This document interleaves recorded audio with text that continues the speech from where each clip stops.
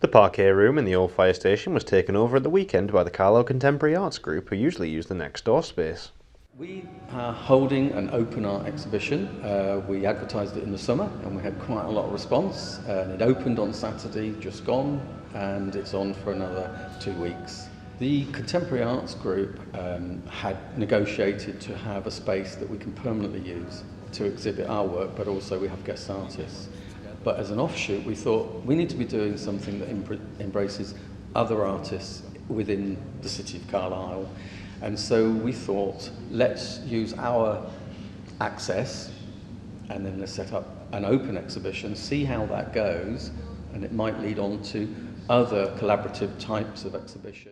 Anyone in the area was allowed to submit work for the exhibition, and not just CCA members. Basically, flyers went out all over the place on various social media, asking people to come and pay £10 and put up to 3 pieces of work in. And we had them all come in on the 12th.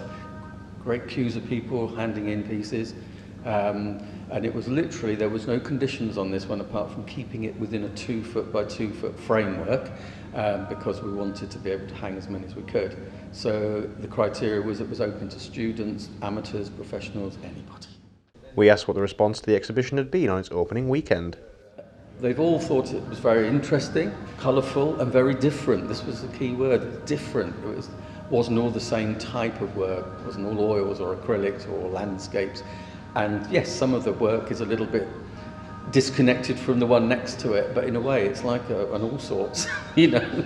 There were people who've never exhibited and they were really thrilled when they came here Saturday with their family to see the work on the wall.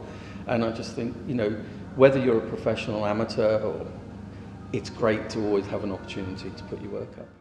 The group wishes to see the creation of an art hub within the city. And by opening it up to the community, what we're not doing is being exclusive. It is an inclusive environment, and so that's why we did this. And I think it is important because Carlisle itself can sometimes look a little bit closed, and so we thought this would add some brightness and an opportunity for the local residents of Carlisle to be involved.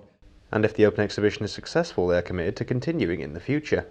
We would probably look at doing this next year at the same time, so it sort of becomes an annual thing, because like everything, people like to have an idea in their diary. But we'd also like to try and to do some others, i.e. with the students from the schools that are doing their A-levels and the college that do the foundation year, because the work's produced and then it doesn't go very far, so we want them to be involved. But it may be there's more spin-offs. We have other artists that have asked about this space and that can hire it themselves and we'll help with the hanging.